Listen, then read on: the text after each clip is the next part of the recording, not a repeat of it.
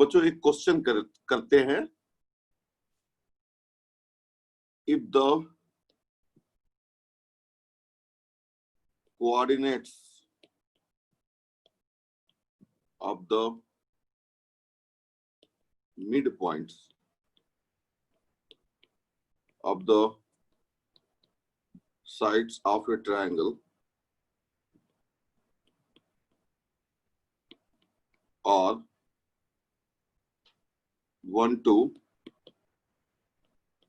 3, 4 and 5, -7, then find the vertices of the triangle.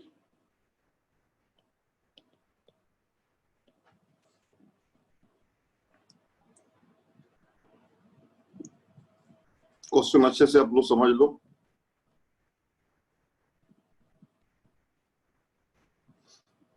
Question बच्चों एक triangle है,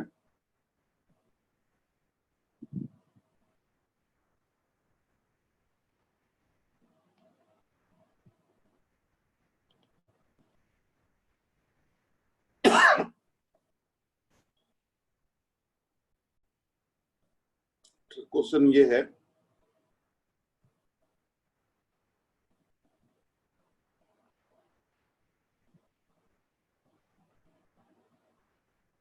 ये ट्रायंगल गिवन है आपको, और मान लो इसके जो वर्टिसेस मिड पॉइंट के वर्टिसेस हैं वो आपको गिवन है। ये गिवन है, मैं आप बना देता हूं यहाँ पे 1, 2, 3, 4 एंड 5, -7। और मैंने इन तीनों पॉइंट्स को लिया हुआ है इस तरीके से। थोड़ा सा मैंने सोचा था कि ये कहीं लाइन तो नहीं बना रहे हैं ये तीनों पॉइंट 1, 2, 3, 1, 2, 3, 4, 5, -7। तो आप चेक भी कर सकते हो वैसे 1, 2, 3, 4, 5, -7, 1, 2। तो जो जरा निकालो वो जो मैंने आपको बताया ना स्टेयरकेस मेथड से एरिया निकालना। तो ये निकालो जरा 4, -6 और -21, -20 +10 +7। तो बस इतना चेक इंश्योर करना है कि जीरो तो कहीं नहीं हो जाता ना। तो देखो ये सारे नेगेटिव हैं और ये सारे पॉजिटिव हैं, सारे पॉजिटिव एक साथ इकट्ठे हो जाएंगे तो 10 और 7 17 होता है, और 17 4 21, -21 -20 तो -20 और 1/2, यानी ये जीरो नहीं होता है बच्चों। तो यानी कि ये तीनों मैंने वैसे अपने थोड़ा इंट्यूशन का यूज तो जरूर किया था कि ये तीनों पॉइंट कोलिनियर ना होने पाए, लेकिन देखो इंट्यूशन होता है, इंट्यूशन को ट्रस्ट नहीं करना चाहिए। तो बच्चों ये पॉइंट्स दिए गए हैं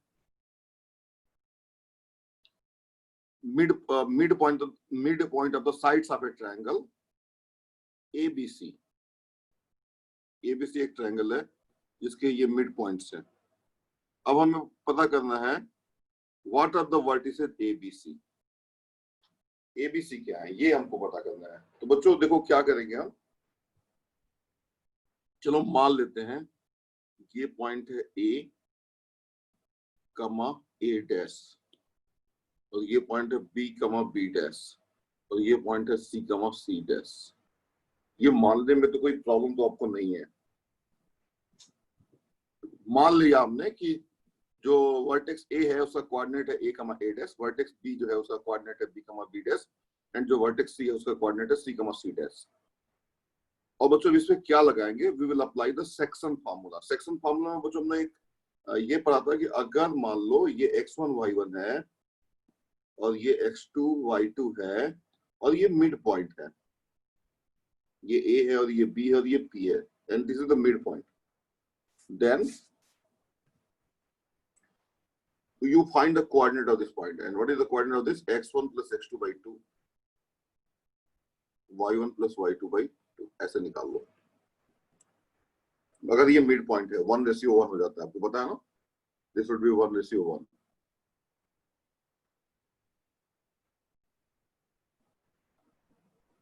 तो बच्चों ये एक तरीके से देखा जाए तो स्पेशल केस है ऑफ द सेक्शन फार्मूला, क्योंकि m/n था ना आपका, तो m रेशियो n था, तो क्या आपने m को x2 से मल्टीप्लाई किया और n को x1 से मल्टीप्लाई किया, ठीक है ना, mx2 plus nx1 upon m plus n, फिर my2, लेकिन उसी का ये एक स्पेशल केस है जब m रेशियो n जो है 1 रेशियो 1 हो जाए, मिड पॉइंट हो जाए, so we will apply this special case.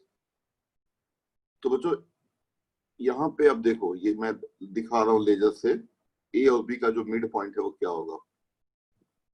देखो दो तरीके से आप निकालो मिड पॉइंट, एक तो ये गिवन है और एक आप निकालो और दोनों को कंपेयर कर लो।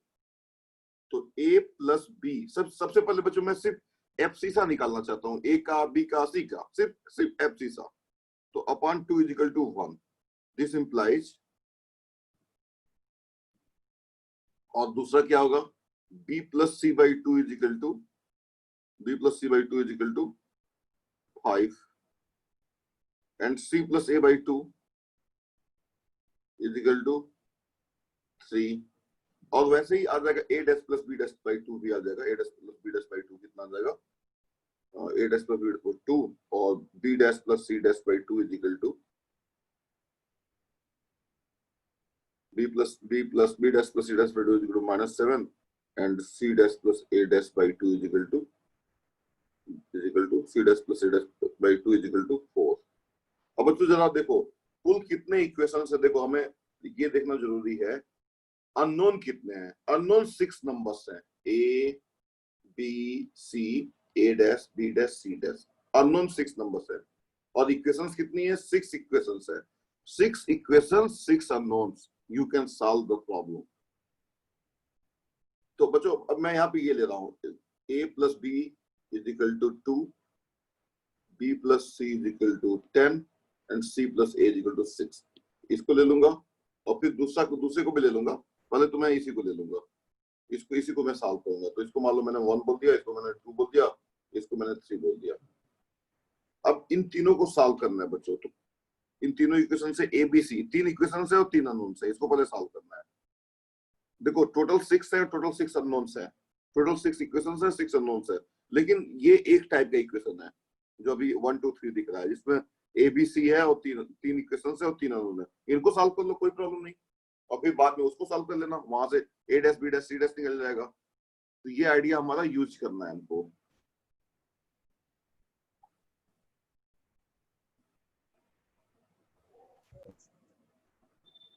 ठीक है बच्चों, तो देखो अब इसमें ट्रिक क्या है कि तीनों इक्वेशंस को ऐड कर दो, एडिंग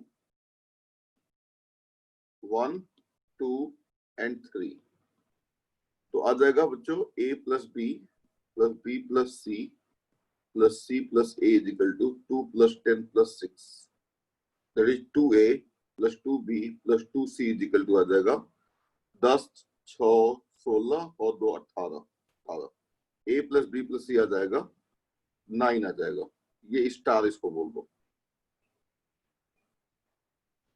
देखो ये बच्चों ट्रिक था, काफी अच्छा ट्रिक था, और अब इस क्वेश्चन को आप बहुत आराम से सॉल्व कर सकते हो। अब क्या करो, putting a plus b is equal to 2 in star equation, a plus b is equal to 2 रखो, so 2 plus c is equal to 9, this implies c is equal to 7, putting b plus c is equal to 10 in star, तो बच्चों यहाँ पे b plus c रखोगे तो a plus 10 is equal to 9, this implies a is equal to -1। आप लोग competition वगैरह पे ध्यान देते रहना। तो putting a plus b plus c रखते अपने c plus a is equal to 6 in star,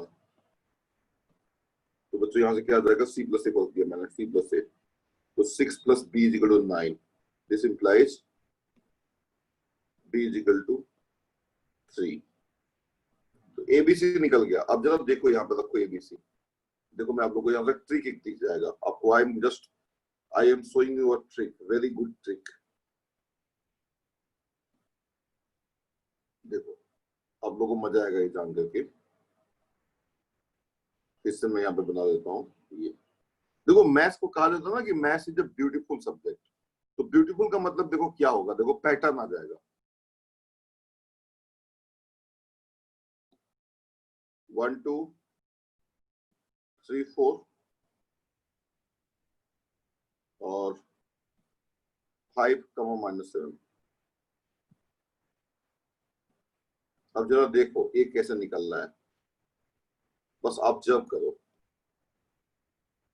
तो बच्चों देखो ए आया क्या है, पहले तो मैं लिख दूं जिससे कि आप गेस कर सको वो क्या रहा है। तो देखो ए आया हुआ है -1 और ये बी आया हुआ है, बी का कोऑर्डिनेट एब्सिसा आया हुआ है 3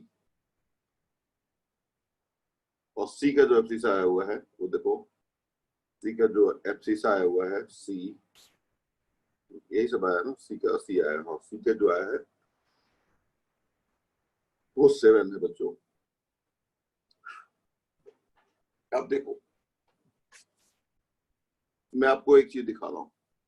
अच्छा एक बात और, अगर बच्चों इनको हम जनरल पॉइंट से जूम करते हैं, इन पॉइंट्स को x1 y1 x2 y2 x3 y3, तो देखो कई बार क्या होता है कि कोई जनरल प्रॉब्लम दी गई है तो उसको स्पेशल केस बना करके हम स्टडी करते हैं और उस प्रॉब्लम तक, ओरिजिनल प्रॉब्लम तक पहुंच जाते हैं।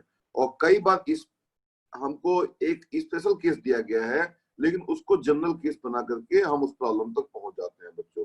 अब मैंने क्या बताया ये धीरे धीरे आप इसको मैं एक्सप्लेन होता रहेगा क्लास में जो मैंने बताया। यानी जनरल केस को कोई अगर दिया गया है ना तो उसे स्पेशल केस बना करके उस प्रॉब्लम को कई बार अटैक करते हैं, और कई बार जब हमको एक स्पेशल केस दिया गया है तो उसको जनरलाइज करके प्रॉब्लम को अटैक करते हैं। अब इसका मतलब शायद आप लोग थोड़ा थोड़ा समझ गए होंगे, और नहीं भी समझे होंगे तो ये बात मैं ये एक आइडिया है, एक फिलॉसफी है, इस पे मैं आपको ऐसा नहीं है कि सिर्फ यहीं पे बात कर रहा हूँ, धीरे धीरे बात और भी जगह होती रहेगी।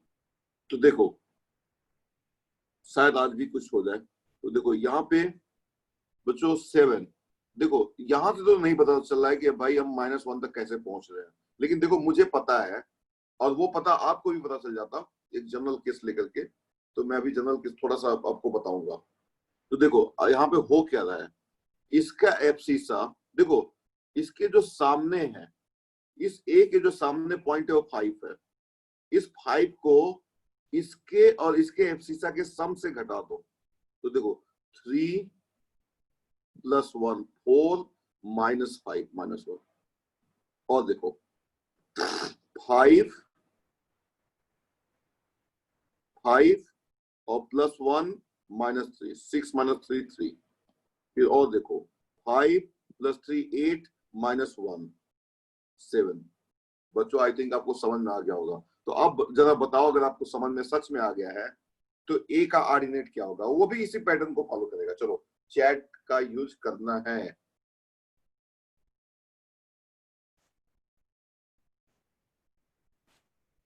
चलो स्टार्ट हो जाओ। पॉइंट ए का जो है ऑर्डिनेट क्या होगा,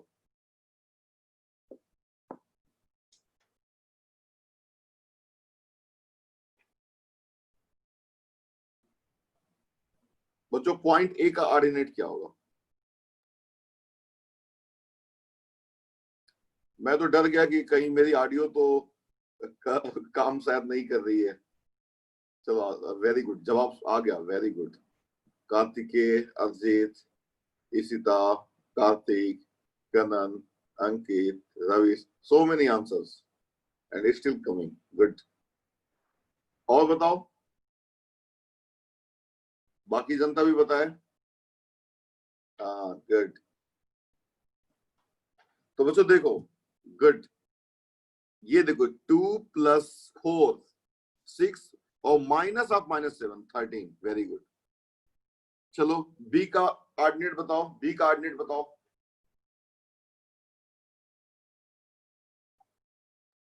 बी का ऑर्डिनेट बच्चों क्या होगा, 2 और -7 का सम क्या हो जाएगा, -5 और -4 -9। यस, थोड़ा प्लस माइनस का चक्कर रहता है बच्चों, ये ध्यान रखना।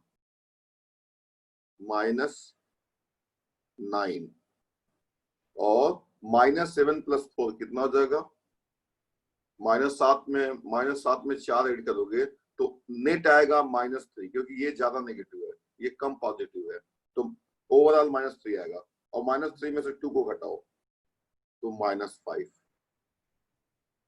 सी का आ जाएगा। तो ये बच्चों आ गया वर्ड। आप वेरीफाई भी कर सकते हो, देखो फिर से देखो, आप सेक्शन फॉर्मूला फिर से लगा दो इस पे, -1 + 3/2, 3 + -1/2 दैट इज 1, तो देखो 1 आ गया। -9 + 13/2 दैट इज 4/2 दैट इज 2। देखो समझ गए बच्चों ना। अब बच्चों क्या करना मालूम है, मैं आपको बता रहा हूँ, एक आइडिया बता रहा हूँ, तो आपको बाकी सॉल्व करने की जरूरत ही नहीं है, हो गया, ये एक फॉर्मूला बन गया। लेकिन इस फॉर्मूले तक आप कैसे पहुंचोगे, देखो मान लो ये आपका पॉइंट x1 y1 है, और ये पॉइंट मान लो जो है, या ये ले लो, चलो ये ले लो x1 y1, और ये ले लो x2 y2, और ये ले लो x3 y3।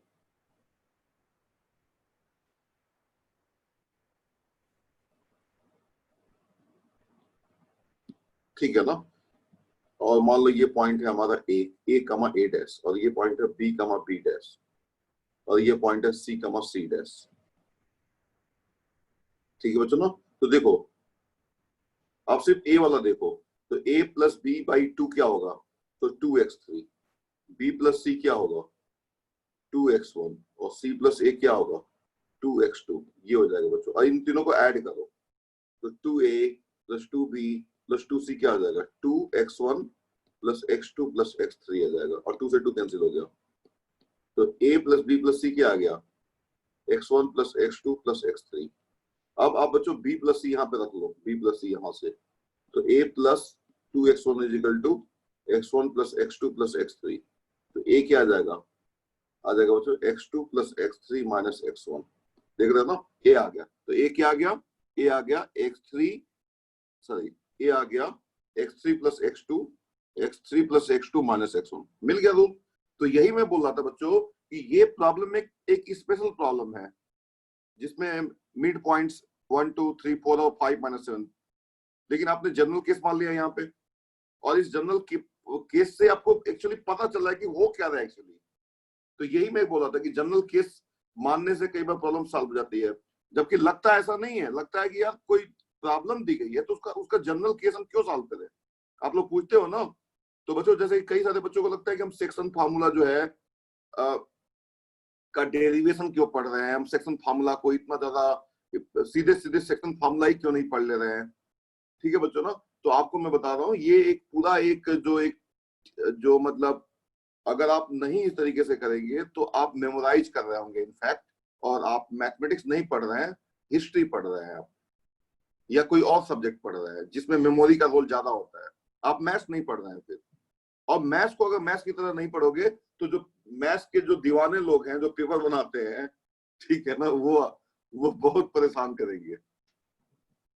वो एक्चुअली परेशान नहीं करना चाहते हैं, लेकिन जो लोग ऐसे पढ़ के जाते हैं, रट्टे मार के जाते हैं। आप देखो ना, आपको मैं बता रहा हूँ, अभी यूपी बोर्ड का रिजल्ट आया है, ठीक है, और हर साल यूपी बोर्ड का रिजल्ट आता है, और हर साल सीबीएसई बोर्ड का भी रिजल्ट आता है। आप जरा कभी टॉपर्स को देखना जो बोर्ड में टॉप करते हैं, बच्चों मैं बता रहा हूँ, ज्यादातर टॉपर्स कुछ बहुत अच्छा लाइफ में अचीव नहीं कर पाते हैं। उसका रीजन क्या है कि वो बोर्ड में टॉप तो कर जाते हैं रट्टे मार करके, लेकिन जो एक्चुअली जो सब्जेक्ट है उसको ग्रेस्प नहीं कर पाते हैं। खासतौर से मैथ्स में ये बहुत होता है कि बच्चे रट्टे मार करके नंबर ला देते हैं, और इसलिए ऐसा होता है क्योंकि बोर्ड चाहता है कि बच्चे पास हो। मैं आपको बता रहा हूँ, जो आपका बोर्ड होता है, 10th क्लास का बोर्ड होता है या 12th क्लास का बोर्ड होता है, बोर्ड कभी नहीं चाहता कि बच्चा फेल हो। तो वो क्या करते हैं, पिछले साल के क्वेश्चंस को रिपीट भी करते हैं। अगर आप 10 साल का पेपर अगर सॉल्व कर लोगे अगर बोर्ड का, तो 70% 80% आपको वही सारे क्वेश्चन मिल जाएंगे एग्जाम में। तो वो ऐसा क्यों कर रहे हैं, वो ऐसा इसलिए कर रहे हैं कि चलो कम से कम बच्चा बोर्ड पास हो जाए। लेकिन जो बच्चे समझ करके पढ़ते हैं वो तो नंबर पाते ही पाते हैं। अब कुछ टॉपर ऐसे भी हैं जो कि सक्सेसफुल भी हैं, लेकिन टॉपर होने के बावजूद भी why not all toppers are successful, however they have got a very good score.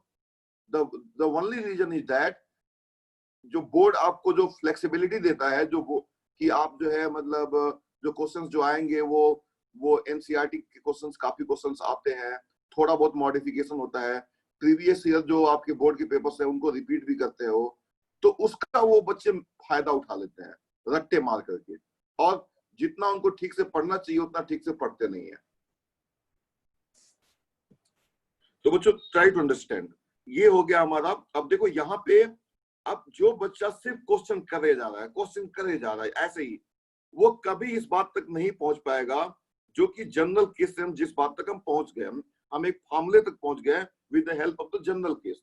तो बच्चों जनरलाइजेशन से कई बार हम बचते हैं, लेकिन हमको बचना नहीं चाहिए, ये यहां से पता चलता है। और कई बार कोई मान लो जो है बच्चों कोई जनरल प्रॉब्लम है और उसका एक स्पेशल केस बना करके हम उस प्रॉब्लम को सॉल्व कर लेते हैं। तो दोनों चीजें बच्चों है, ये ध्यान रखो, ये एक मतलब काफी इंपॉर्टेंट बात बता रहा हूं, general to particular and particular to general.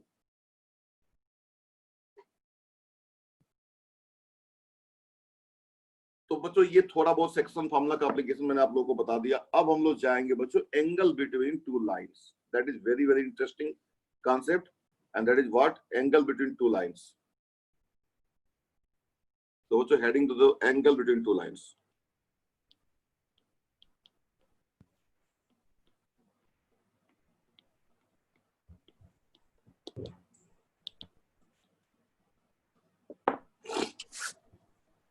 तो ये बच्चों हमको समझना है कि एंगल बिटवीन टू लाइंस क्या होती है।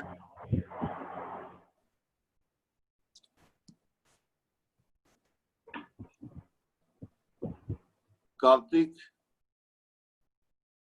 अपना ऑडियो ऑफ कर लो।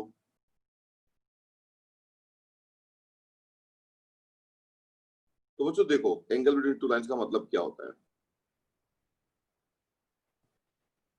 मान लो एक लाइन दी गई है आपको, थोड़ा इसको अच्छे से बनाता हूं मैं, ये लाइन दी गई है और दूसरी लाइन भी एक दी गई है, ये लाइन दी गई है।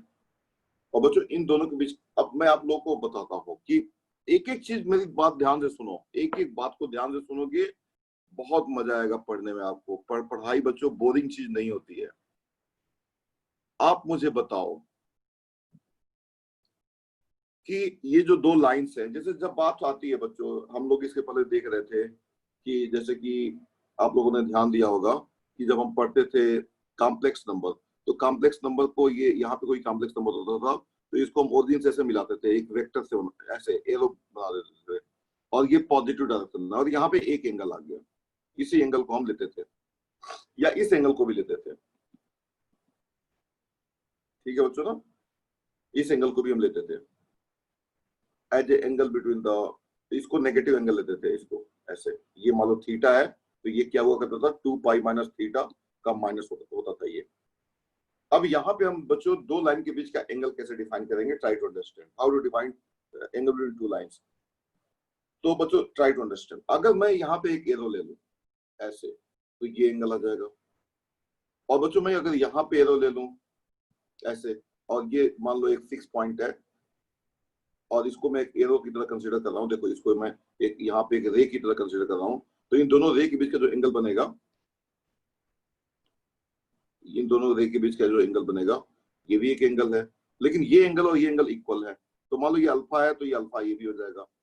और फिर इस वाले एरो को ले लो आप और इस वाले एरो को आप ले लो, फिर ये भी एंगल बन गया, ये बीटा हो गया, ये वाला ले लो ये, तो चार एंगल बच्चों बन रहे हैं जिसमें two pair of angles are equal. तो दो लाइन के बीच में बच्चों कितने एंगल होते हैं, चलो बताओ लिख करके, दो एंगल होते हैं, इनफैक्ट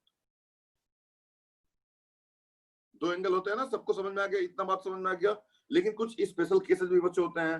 एक स्पेशल केस क्या, एक ऐसा स्पेशल केस होगा जिसमें सिर्फ एक ही एंगल होगा, कोई बताएगा वो कौन सा केस है। What would happen when there would be only one numerical value of the angle? What is that case? वैसे तो एंगल चार होगा लेकिन चारों एंगल इक्वल होंगे, बताओ वो कौन सा केस है, आप लिख करके थोड़ा बता दो। दो लाइन है उनके बीच में सिर्फ एक ही एंगल बनेगा, वेरी गुड, ये बच्चों केस है। परपेंडिकुलर लाइन हो जाए तो 90 डिग्री, ये भी 90 डिग्री, ये भी 90 डिग्री, ये भी 90 degree, very good very good. अच्छा बच्चों बाकी हर केस में क्या होगा, और एक और स्पेशल केस है बच्चों, जब लाइन पैरेलल हो जाए। अच्छा, दो पैरेलल लाइन के बीच में बच्चों एंगल क्या होता है, कौन बताएगा? दो पैरेलल लाइन अगर हो जाएंगी तो उनके बीच का एंगल कुछ होगा कि नहीं होगा? हाँ बच्चों, दो पैरेलल लाइन को हम ये मान लेते हैं ना, देखो हम दो पैरेलल लाइन को, आपको पता है ना कि जो सन रेज अर्थ पे, ये अर्थ सरफेस है, यहाँ पे जो सन रेज फॉल होती है वो पैरेलल फॉल होती है। ये बात आपको पता है कि नहीं पता है? हाँ, पैरेलल फॉल होती है। तो बच्चों जो भी, और ये सारे, हाँ ये इन बच्चों, अगर मैं आपको एक बस ऐसे समझाने के लिए बता रहा हूँ कि दो लाइन अगर पैरेलल है ना तो उनके बीच उनको मान लिया जाता है कि वो इंफिनिटी पे जाके मिलती है, ये मान लिया जाता है। और उनके बीच का एंगल बच्चों जीरो जीरो मान लिया जाता है, ये मान लिया जाता है। तो तो दो लाइन अगर पैरेलल है तो उनके बीच का एंगल क्या हो जाएगा? 0 और 180, ये मान लिया गया है अगर पैरेलल है तो। और अगर परपेंडिकुलर है तो 90 और 90। बाकी हर केस में बच्चों एक एंगल होगा एक्यूट और दूसरा होगा ऑब्ट्यूज। देखो ये केस, मान लो ये हो गया हमारा 70 डिग्री, तो ये कितना होगा? 110 डिग्री। ये एक्यूट एंगल और ये ऑब्ट्यूज एंगल है, इन दोनों का सम हमेशा 180 होगा। देख लो, अगर ये एंगल मान लो थीटा है तो ये 180 माइनस थीटा होगा। तो बच्चों ये बड़ा इंटरेस्टिंग मजेदार केस है। तो देखो अब बच्चों, जब लाइन हमारी दी गई है तो हम ये भी मान लेते हैं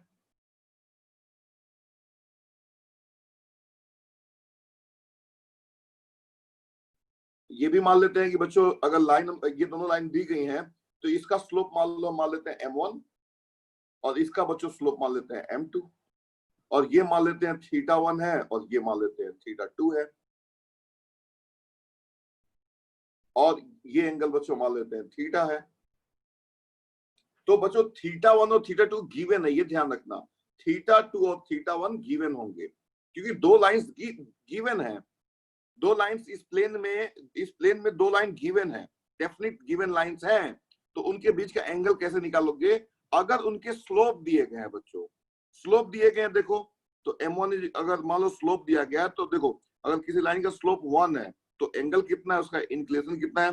45 डिग्री। आप जानते हो क्योंकि tan थीटा क्या होता है? 1 होता है, m equal to tan theta होता है। तो बच्चों अब ये हमारा क्वेश्चन है, ये है देखो, तो यहां से बच्चों थीटा और ये वाला एंगल बताइए आपको क्या हो जाएगा? ये वाला एंगल हो जाएगा पाई माइनस थीटा। तो फिलहाल इसको रहने दो आप। तो बच्चों इन दोनों लाइन के बीच का जो एंगल होगा वो थीटा और पाई माइनस थीटा होगा। एक को मैंने अगर थीटा मान लिया तो दूसरा पाई माइनस थीटा होगा, ये ध्यान रखना। तो बच्चों अगर, अच्छा, दो लाइन के बीच में अगर एक भी एंगल मिल जाएगा तो दूसरा एंगल अपने आप मिल जाएगा क्योंकि दोनों एंगल का सम कितना है? 180 है, ये भी ध्यान रखना। तो बच्चों देखो θ2 would be equal to theta plus θ1। तो बच्चों यहां से थीटा आ जाएगा θ2 माइनस θ1। और बच्चों एक फार्मूला आपको यहाँ पे थोड़ा सा ट्रिग्नोमेट्री जानना है, जिन बच्चों को नहीं पता है वो बस मान लेंगे कि ऐसा होता है, या फाइनल जो फार्मूला आएगा उसको वो जान लेंगे कि वो क्या है। दोनों तरफ का tan ले लो, tan theta is equal to tan θ2 minus θ1, और ये आ जाएगा बच्चों tan θ2 minus tan θ1 upon 1 plus tan θ2 tan θ1। ये आ गया बच्चों tan थीटा, और tan θ2 बच्चों कितना हो जाएगा? m2। तो यहां से आ जाएगा tan theta is equal to m2 minus m1 upon m2 plus m1। और इसको बच्चों लिखने का एक तरीका ऐसे थोड़ा अच्छा लगता है देखने में, m1 minus m2 upon 1 plus m1 m2। ये हो गया tan थीटा। और इसको अच्छे से समझना, रट्टे नहीं मारना है। देखो रट्टे अगर मार लेते हो, मान लो यू मेमोराइज, देखो दोनों काम कई बार हो सकता है अलग अलग, तो आप घर पे जाकर के थोड़ा पढ़ लो, थोड़ा सा उसको समझ लो, ठीक है ना? समझ में आ गया तो थोड़े रट्टे मार लो। मैं रट्टे मारने को नेगेटिव नहीं मानता हूं अगर आपका फाइनल एम उसको समझना है तो, ठीक है ना? मेमोरी में रख लो उस चीज को, फिर बाद में उसको जो है, मतलब जैसे कि हम मार्केट में जाते हैं ना और कोई चीज हम मान लो फ्रूट्स लेके आते हैं, तो ये थोड़ा ना कि हम मार्केट में फ्रूट्स खरीद करके वही उसको खाना शुरू कर देते हैं। उसको लेके आते हैं और घर पे उसको आराम से धुलते हैं, काटते हैं और फिर खाते हैं। वैसे ही मान लो बच्चों, कई बार मेमोरी का क्या काम है, मेमोरी जो बच्चों होता है वो इस इंफॉर्मेशन को स्टोर कर लो, ठीक है ना, थोड़ा मेमोराइज कर लो और फिर उसको समझो कि भाई ये क्या है। हालांकि एक बात और है कि जो चीज समझ में नहीं आती वो याद भी ज्यादा समय तक नहीं रहती है, आपको कोई ना कोई मीनिंग देना पड़ता है। तो बच्चों मालूम है क्या है, कई बार अब आप सोचोगे कि सर बच्चे जो बहुत अच्छा नंबर लाते हैं मैथमेटिक्स में, और आप जैसे कि आप बता रहे थे और आप भी जानते हो इस बात को कि कई बार उनको मैथ्स अच्छे से नहीं पता है, फिर भी उनका मैथ्स में नंबर अच्छा आ गया। सिर्फ बोर्ड की मैं बात कर रहा हूँ, आईआईटी की बात नहीं कर रहा हूँ, आईआईटी में ऐसा नहीं होता है। तो या किसी भी कॉम्पिटिटिव एग्जाम में बच्चों इस बात के होने का इसको बहुत कम होता है।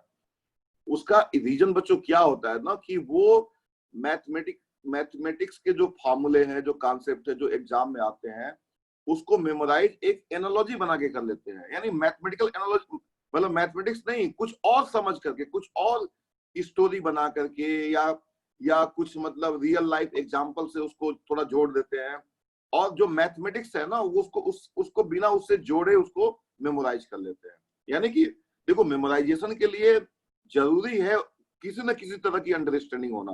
जैसे देखो मैं आपको बोलता हूँ APPLE, तो आप तुरंत समझ जाओगे एप्पल है और एप्पल का एक इमेज बन जाएगा।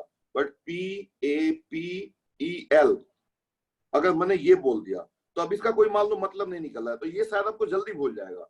लेकिन अगर इसको मतलब दे दोगे तो फिर याद रहेगा। तो बच्चों ऐसा भी नहीं है कि मेमोरी जो है, हमारा जो मेमोरी है वो किसी भी इंफॉर्मेशन को स्टोर कर लेता है। स्टोर उसी को करता है जिसमें कुछ मीनिंग हो, बिना मीनिंग वाली चीजों को वो स्टोर नहीं करता है। अब वो मीनिंग, मेरे कहने का मतलब ये, रट्टे मारने का मतलब क्या हुआ, उसको मैथमेटिकल मीनिंग नहीं देना बल्कि कुछ कुछ और मीनिंग उसको दे देना, ये मेरे कहने का मतलब था। ठीक है बच्चों, तो देखो tan theta is equal to क्या होता है, minus m1 minus m2 upon 1 plus m1 m2। अब नाउ ट्राई टू अंडरस्टैंड बच्चों, ये जो है tan थीटा है, where theta is the angle between the lines. तो पाई माइनस थीटा भी तो लाइन के बीच का एंगल है ना बच्चों। Also so tan pi minus theta क्या आएगा, सो tan पाई माइनस थीटा आ जाएगा बच्चों माइनस tan थीटा। आप सब लोग जानते हो कि tan पाई माइनस थीटा क्या होता है, माइनस tan थीटा होता है, सेकेंड क्वाड्रेंट में आ जाएगा। और ये हो जाएगा minus minus m1 minus m2 upon 1 plus m1 m2। So thus if phi is the angle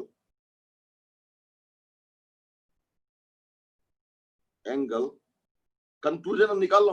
अब बच्चों final concluding remark I am going to tell you and pay attention to it. Thus if phi the angle between lines whose slopes are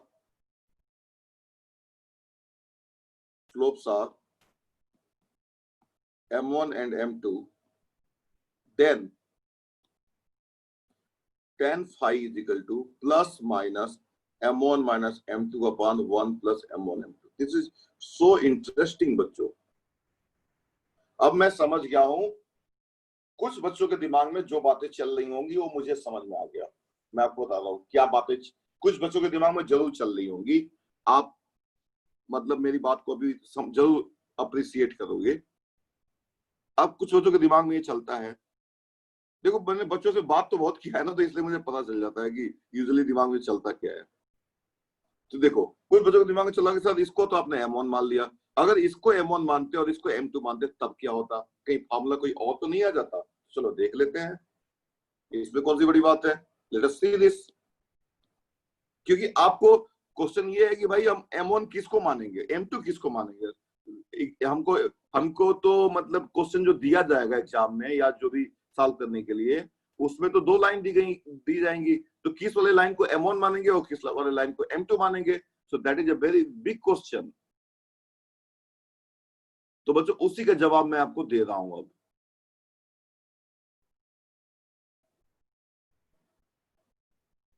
तो बच्चों देखो, मैंने ये line माना हुआ था, मान लो जो भी माना हुआ था, और ये लाइन मैंने मान लो ये ऐसे ले लिया, और यहाँ पे ये इसको m1 माना था, अब इसको m1 मान लेता हूं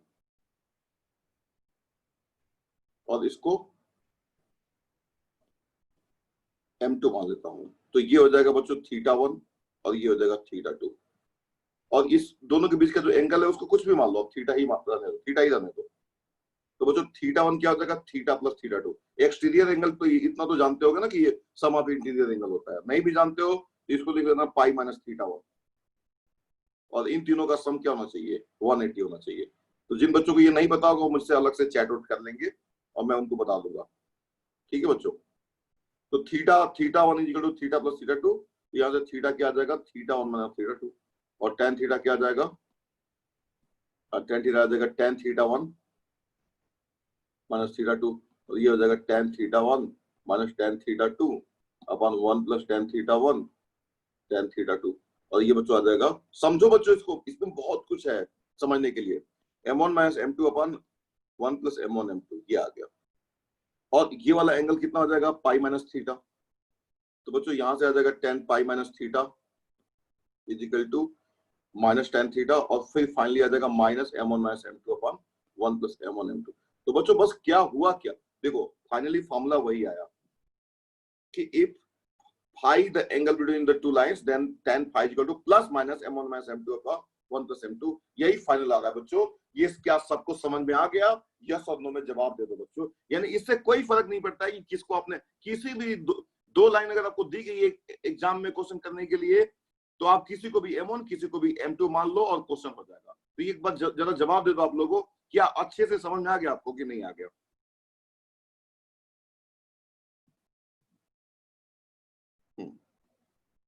बहुत अच्छा, जवाब आना शुरू हो गया, वेरी गुड।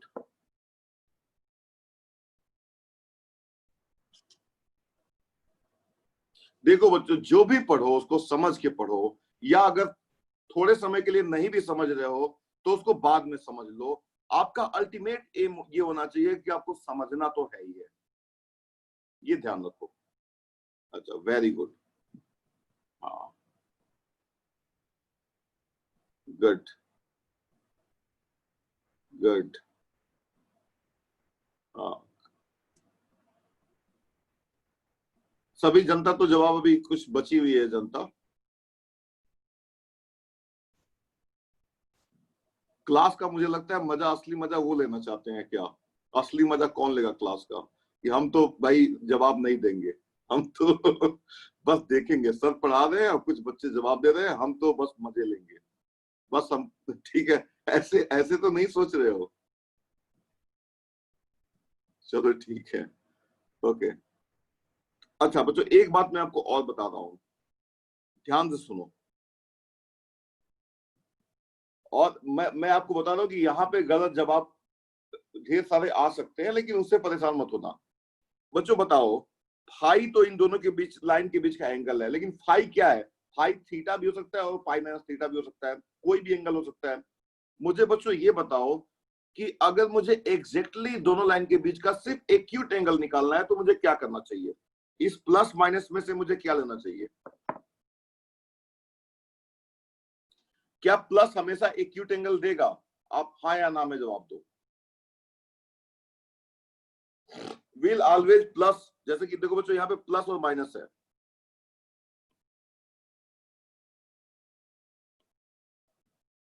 क्या प्लस हमेशा एक्यूट एंगल देगा, यस और नो। देखो प्लस और माइनस दोनों ले लोगे तो एक एक्यूट एंगल आ जाएगा और एक ऑब्ट्यूज एंगल आ जाएगा, ये तो कंफर्म है। But will plus always give a acute angle, नहीं देगा बच्चों, ध्यान से सुनो। देखो क्यों नहीं देगा, देखो मैं बता रहा हूं। जैसे मान लो आपने tan फाई ले लिया plus m1 minus m2 upon 1 plus m1 m2, लेकिन होता है ये ओवरऑल नेगेटिव आ जाए, समझ में आ रही है बात ना। और आपने मान लो माइनस ले लिया, tan phi is equal to minus ले लिया, लेकिन ये ओवरऑल नेगेटिव आ जाए तो फिर ये पॉजिटिव आ जाएगा। तो बच्चों इसमें से जो है प्लस और माइनस में से एक एक्यूट हमेशा आएगा, लेकिन वो कौन सा आएगा हमें पता नहीं है। तो इसका एक तरीका है, if Sai be the acute angle,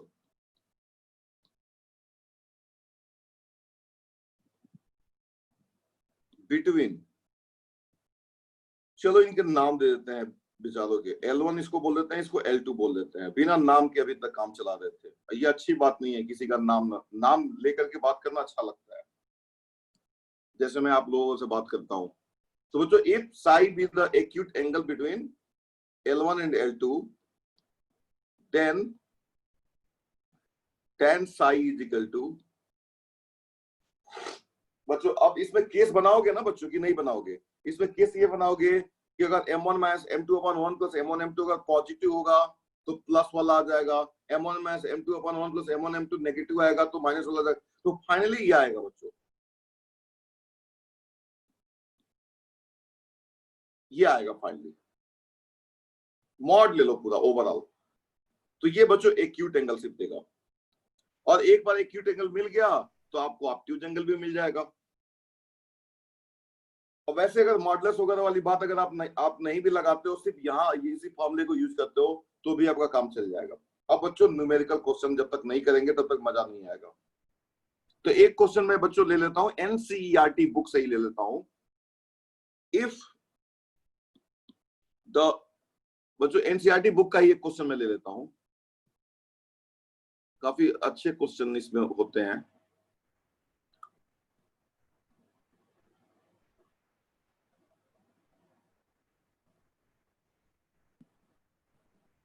और बच्चों आप जानते हो जो आपने स्पेशल केस पढ़ा हुआ था ना, वो भी देखो यहाँ पे दिख जाएगा। Special case, special cases number 1, L1 is parallel to L2। तो बच्चों L1 L2 पैरेलल होगा तो एंगल क्या होगा? 0 होगा या पाई होगा। तो m1 माइनस m2 क्या हो जाएगा? 0। m1 is equal to m2। आप देख लो यहीं से दिख जाएगा, जो हमने अलग से भी डिराइव किया था। और स्पेशल केस है second, L1 is perpendicular to L2। तो बच्चों क्या होगा? साई क्या होगा? 90 डिग्री होगा। और tan 90 क्या होता है? अनडिफाइंड। तो ये भी अनडिफाइंड होगा। और ये कब अनडिफाइंड होगा? जब डिनोमिनेटर 0 हो जाए। तो 1 प्लस m1 m2 क्या हो जाए? 0 हो जाए, या m1 m2 is equal to -1 हो जाए। तो बच्चों दिस इज सो नाइस ना, you got those two special cases in this formula only as a special case of this formula। तो ये एक अच्छी बात है, ये एक अच्छी बात हुई। अब बच्चों एक क्वेश्चन लिखो, if the angle between two lines is pi by 4 and slope of one of the lines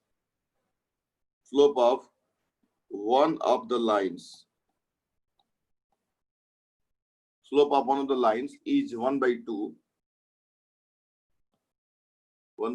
find the slope of the other, find the slope of the other line। ये क्वेश्चन है बच्चों।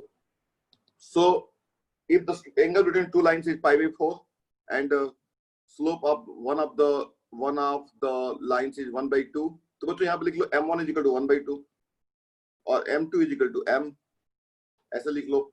और theta is equal to pi by 4 ले लो, ये phi is equal to pi by 4 ले लो। लेकिन हमें पता नहीं ना कि फाई कौन सा है, फाई ये वाला एंगल है या ये वाला एंगल है, मैं नहीं पता है मान लो। तो ऐसे लिख लो। तो बच्चों tan फाई क्या आ जाएगा? tan फाई आ जाएगा plus minus m1 minus m2 upon 1 plus m। यही फॉर्मूला आप अप्लाई करो हमेशा।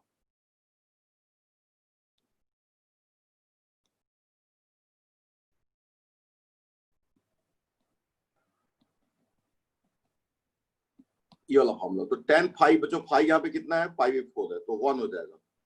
tan pi by 4 is equal to plus minus 1 by 2 minus m upon 1 plus 1 by 2 into m, ये आ जाएगा। और ये हो जाएगा बच्चों 1 is equal to plus minus 1 minus 2m upon 2 plus m। अब बच्चों एक बार प्लस ले लो तो क्या हो जाएगा? 1 is equal to 1 minus 2m upon 2 plus m। तो 2 प्लस m कितना आ जाएगा? 1 माइनस 2m, तो 3m इज इक्वल टू क्या हो जाएगा? -1। तो बच्चों यहाँ से आ जाएगा m इज इक्वल टू -1/3। और एक बार माइनस ले लो तो 1 इज इक्वल टू क्या आ जाएगा? -1 minus 2m upon 2 plus m, ठीक है। तो r -2 minus m is equal to -1 plus 2m, ठीक है बच्चों। तो 4m कितना आ जाएगा? तो बच्चों यहां से आ जाएगा 4m इज इक्वल टू, इसको मैंने इधर भेज दिया, -1। तो m is equal to, sorry एक मिनट, ये थोड़ा सा कंपटीशन गलत हो रहा होगा। देखो 1 माइनस 2 अपॉन 2 प्लस m, तो ये -2 minus m is equal to -1 plus 2m आ जाएगा। तो ये इधर जाएगा तो ये बच्चों ये 3m बन जाएगा। 3m इज इक्वल टू क्या बन जाएगा?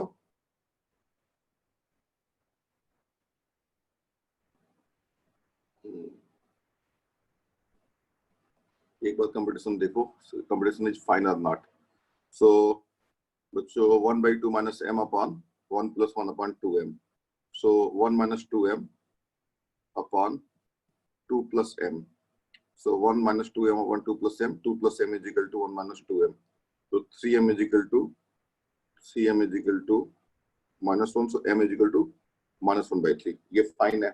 और फिर 1 is equal to -1 minus 2m upon 2 plus m, तो -2 minus m is equal to -1 plus 2m, so 3m is equal to बच्चों क्या आएगा यहाँ से? अच्छा देखना आप कुछ कंपटीशन आपको दिख रहा है, नोटिस हो रहा है कुछ? Everything is fine or some problem is there in the computation?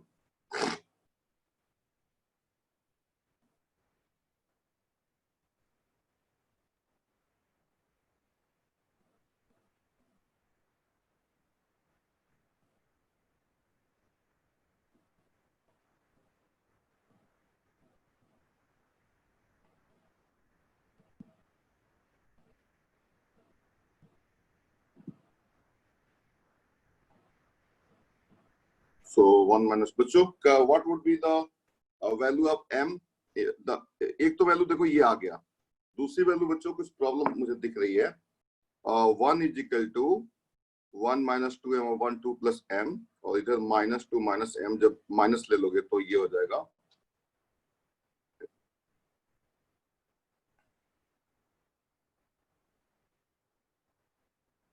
-1 is equal to आ जाएगा 1 minus 2m upon 2 plus m, तो ये हो जाएगा after taking minus, so -2 minus m is equal to 1 minus 2m।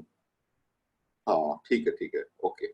और ये जब इधर आएगा बच्चों तो ये हो जाएगा -2 minus m plus 2m is equal to 1, तो यहां से आ जाएगा बच्चों -m इज इक्वल टू 3, ठीक है ना?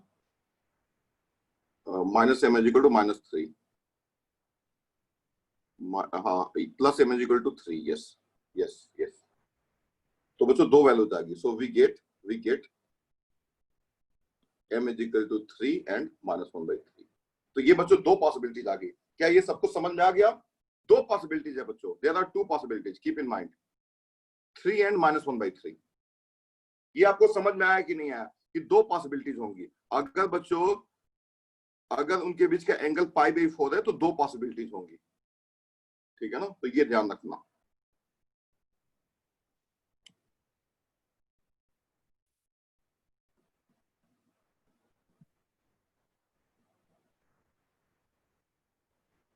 अब बच्चों एक क्वेश्चन और, if find the angle between two lines whose slopes are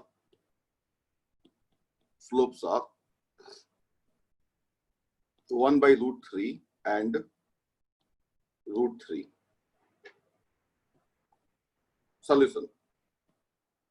तो बच्चों यहाँ पे m1 को ले लो, m1 को कोई भी ले लो, मैंने आपको बताया था √3 ले लो, और m2 को ले लो 1/√3, और suppose phi the angle, so tan phi बच्चों क्या हो जाएगा यहाँ से?